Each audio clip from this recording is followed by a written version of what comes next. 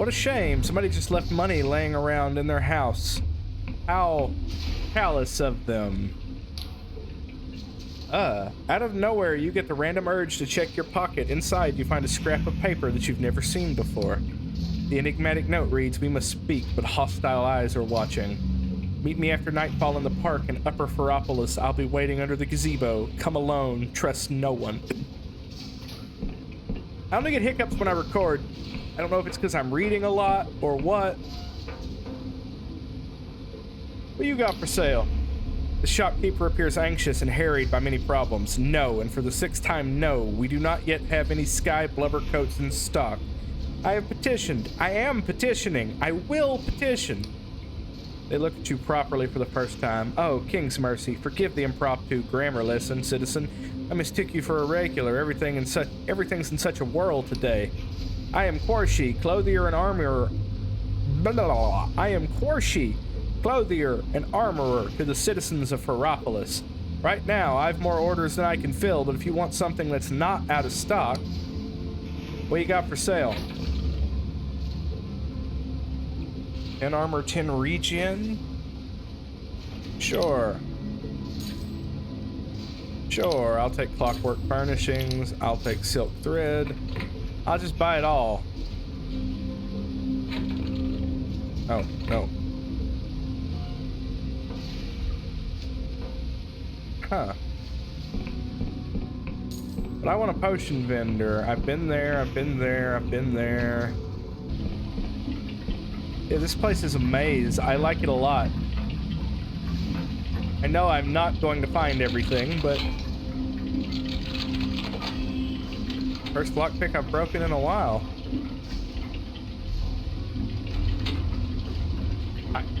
I'm not actually sure what I moved.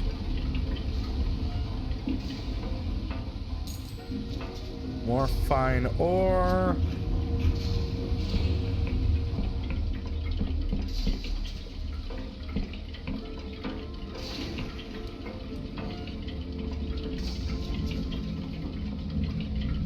I'm just gonna go take your things.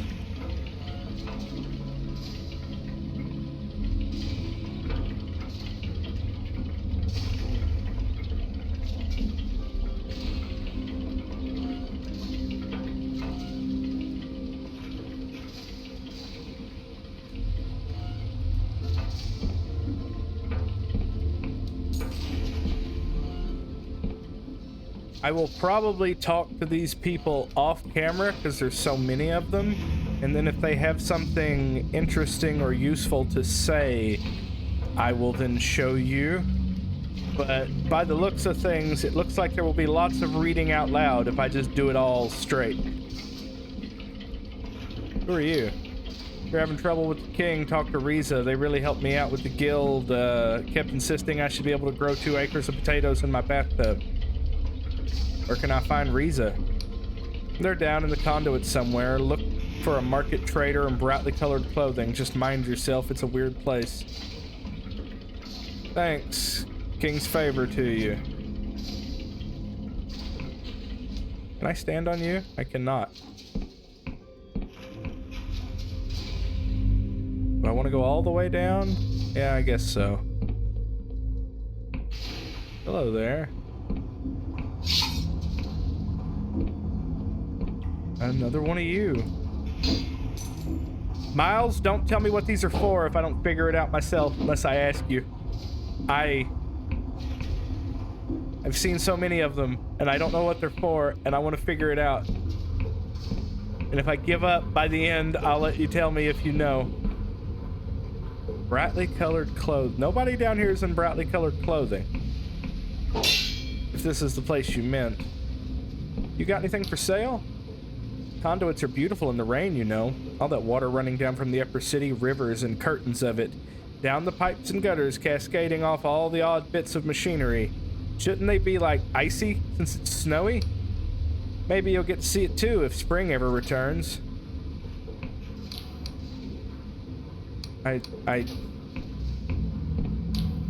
Trader looks nervous and keeps one protective hand on their stall. King's blessing, citizen. Don't often see new faces down here, or have we met before?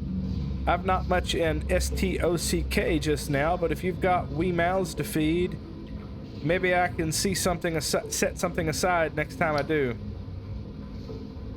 What can you tell me about this place? You mean the conduits? It's not posh, and it's far from pretty, but it's warm and it's cheap, and the militia don't bother us. So I suppose that makes it home. This wee bit here is what we call the bazaar. There's no summoning stations down here, and it's harder to invoke the king's magic. Some folk see that as a blessing, though. To the cogs, it seems to be out of sight and out of mind. Why do you keep spelling out words? A lot of folk think you can escape the king's notice by avoiding certain words like B-U-Y or C-O-S-T.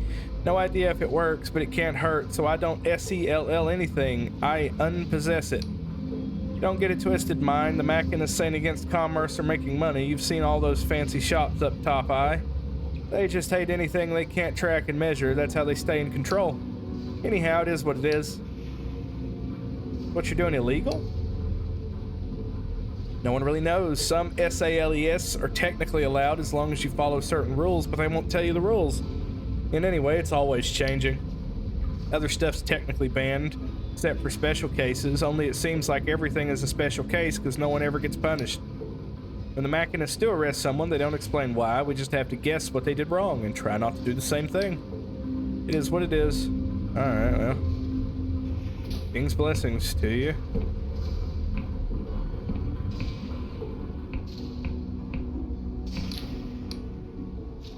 Pal, excuse me, pal. Do you know where my house is? Sorry, did you ask me where your house is? The beggar looks confused, like they didn't expect you to actually stop. I did. Sorry to bother a fine citizen such as yourself. Only I can't seem to find it anywhere. You need to lay off the mushrooms, friend. Oh. Okay, that's it.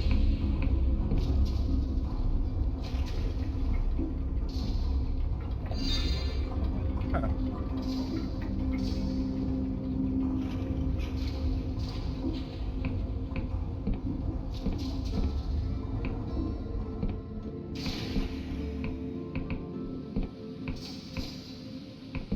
I haven't seen anyone in brightly colored clothing.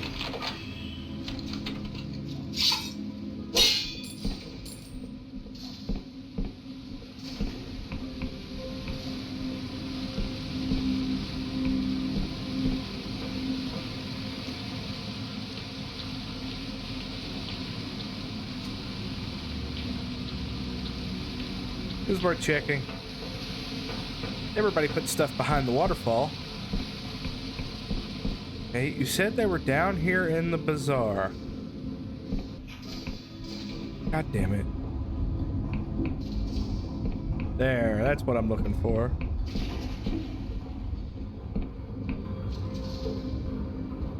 What are you guys all lined up for? These summoning glitches have me at my wit's end. I've been the first one here every morning for 2 weeks running. Even when it snows, there's still no bread. What's the king playing at? They shake their head. I'd love to give the bastard who maintains these a piece of my mind.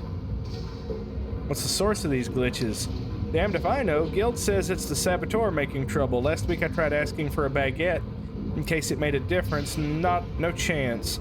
I got some kind of flute made of actual jade. My neighbors say it's a clarinet. How do you keep from going hungry? I try to make the best of it, but if the guild catches you selling summoned goods, they flog you in the street. What do they expect us to do? I'd buy the clarinet from you. They snort, clearly skeptical. Very kind, but I already sold it for pennies. Makes a nice toy for my mate's daughter, at least. I hope your luck improves. Let's go in here and save.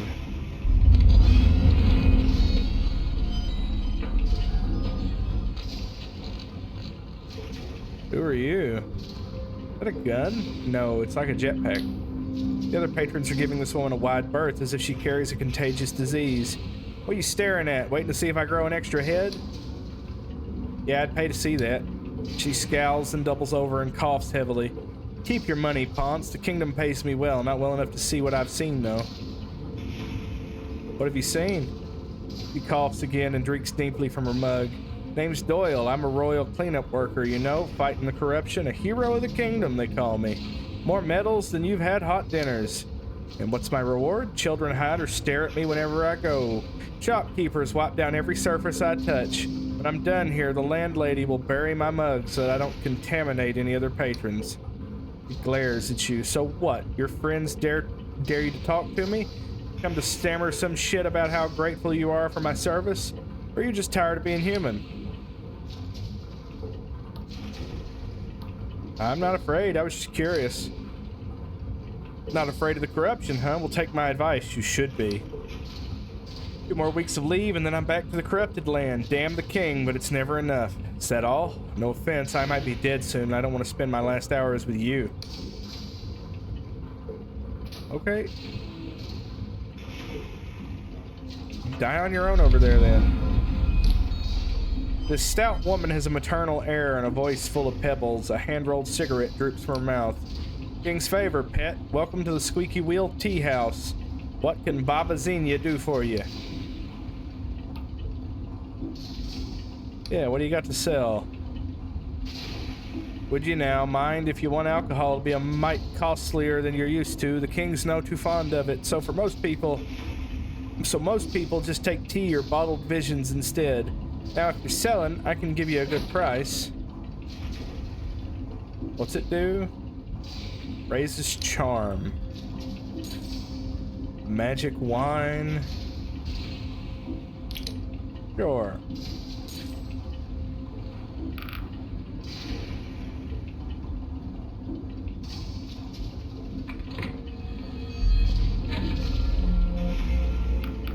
Yeah, well, why don't we just, while I'm sitting here in the bar, why don't we just find out what you do?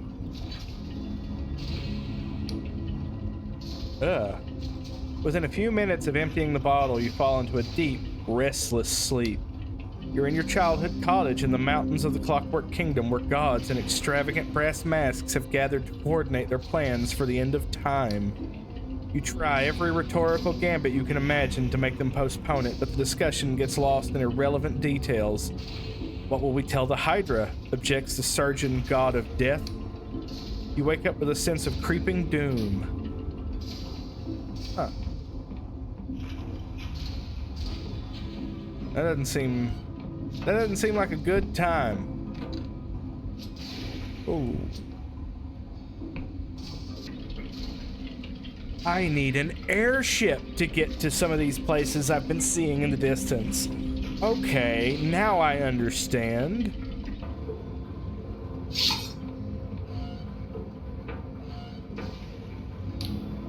The glass bottle flies past your ear and smashes against the door frame. The thrower is a middle-aged man, clearly very drunk. Who da fuck are you? Get out of my goddamn home. Oleg Igorovich, I presume?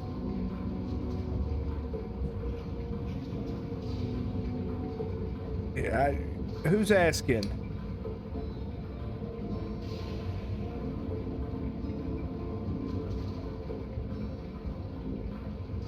I've already established I'm a monster, right? But, like, God. Yeah, let's go in on it. Father, it's me. It's been so long. He rubs his eyes and stares at you. What? Is that really? You're not my kid. I can smell it. You're nothing but a goddamn swindler. You lousy cook, scoundrel, goblin bastard. If you want anything useful out of him, you'll need to sober him up.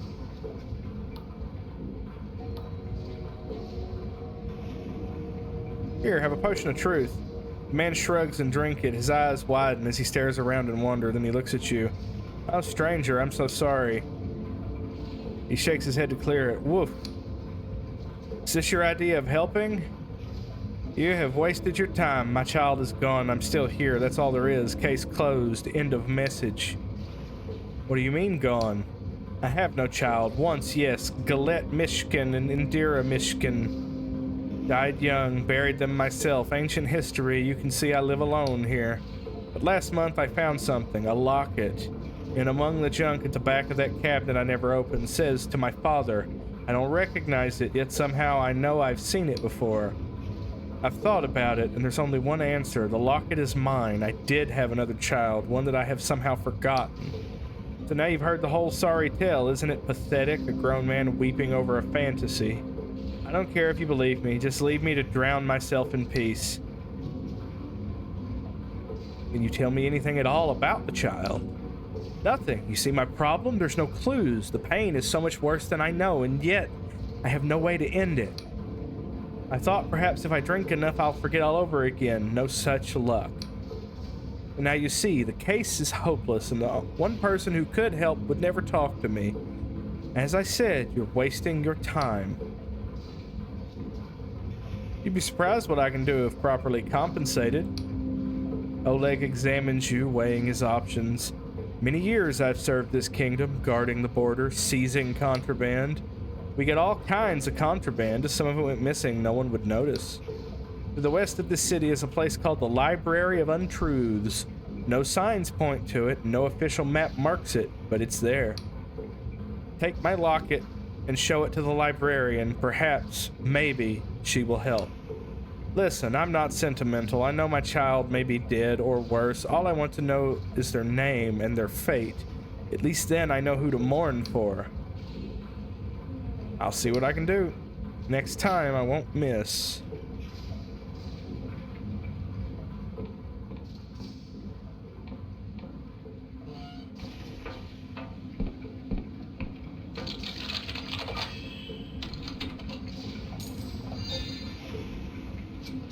Okay.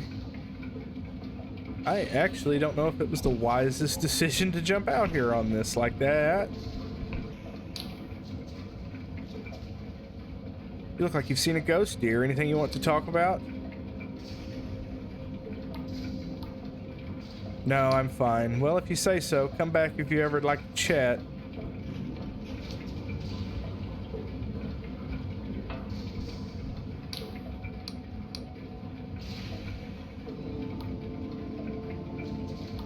King is forcing me to perform a task it won't explain.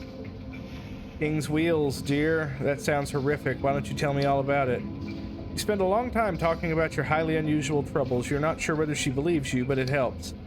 I should be going. Okay. I was hoping for a hint, but I'll take a sympathetic ear. What's that badge you got on? The woman smiles at you with a spark in her sea green eyes that seems truly without malice.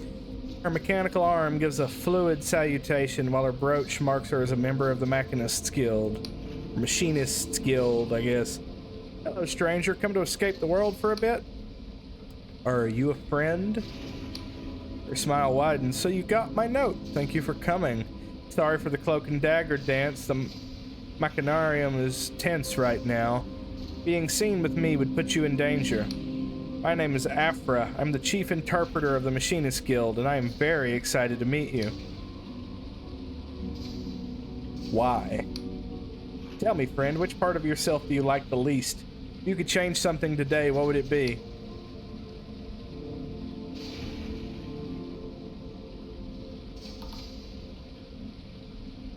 Why is that a lie? Maybe I am happy with myself.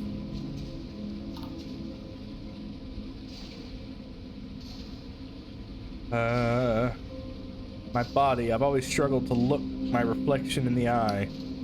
Oh, honey, I know exactly how you feel. But why should you have to accept that? Why shouldn't you be able to change it?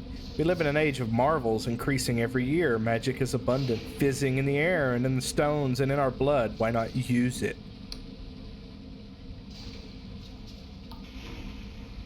I plan to. I just haven't figured out how yet. Ah, you're a magician too, then you understand. People have this rigid idea of what's possible and what's not, but it's all just make-believe. People have no idea what is possible. He's talking very quickly now. What does this have to do with your note?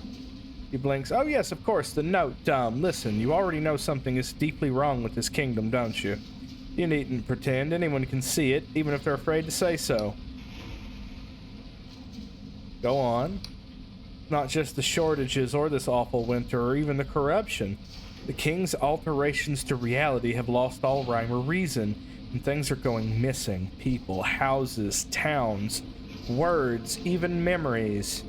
Many people blame the machinists, but the truth is that even we no longer understand our king's actions. Hence, I suspect that all these problems are just different sides of one problem. Bluntly, the Clockwork King is going mad and nobody has any idea why. That is, nobody except me. As chief interpreter, my sacred duty is to analyze its majesty's wishes. I've become convinced that the king is trying to tell us something huge, something we don't want to hear. What exactly did the king say to you? Speaker Sunil won't let me read the logs until he's redacted any confidential information. But that'll take months, and we may not have months. It told me to perform the sacramental duty. The sacramental duty? I've never heard of such a thing. Did it explain what that means? Yes, but it was in some weird language I've never seen. Of course, those symbols the king spits out are six-fold cipher language. I could read them easily if only I could access the logs. Damn it all, Sunil, why won't you listen? Friend, this confirms my worst fears, her speech quickens. Because don't you see, it's all connected. If cipher is the true language of reality and cipher magic is powered by cognition, that means we must account for all relevant cognition within a defined thumb space. Which in this case is a whole kingdom. Now, Carrick's law states that the cumulative cipheric interactions of n-cognitive entities may be expressed as a six-dimensional vermiform manifold according to the function. Listen intently. Aphra leaps between apparently unrelated topics at dizzying speed, growing increasingly flustered as she struggles to express the contours of some vast structure inside her head. Sometimes you glimpse details, but the overall shape eludes you. She stops and takes a deep breath. I'm sorry, this isn't going how I imagined. It's all just so damnably tangled up together. If only... She snaps her mechanical fingers. That's it. You need to see it for yourself. There's a house here in Ferropolis. It's scheduled for removal, but I've ensured a delay. Long enough for you to visit. Take this key. Inside the house, you'll find a mirror. Walk through it. Where is this house? The house is tucked away on the lowest level of the city, what the locals call the conduits. It's rather a warren down there, so you might have to search a bit.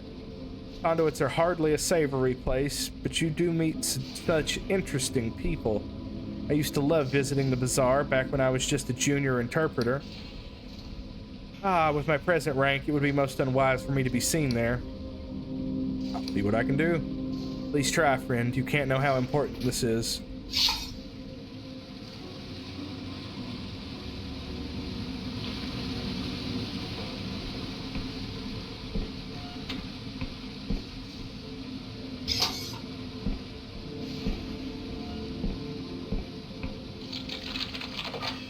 Let's just go ahead and break in here while we're here. Another squirming godlet. Alright. You step out the other side of the mirror. For a moment you think you're still in Ferropolis until you look up and see the sky is gone. Instead of the Oniric Isle's familiar red neuron star, there is only blackness save for a swirling gyre of dim blue light staring down at you like a malevolent eye. A tenement drifts overhead, unmoored from the earth, tumbling slowly end over end. All around you, the city twists up impossibly into the air. Houses piled upon houses, pipes and drains and gutters spreading like tree branches as far as the eye can see. Look around. It's freezing. Frost crunches under your feet, and every surface is hung with icicles. You see statues in naturalistic poses cluttering the street, but no people. From somewhere nearby, there is the sound of discordant music.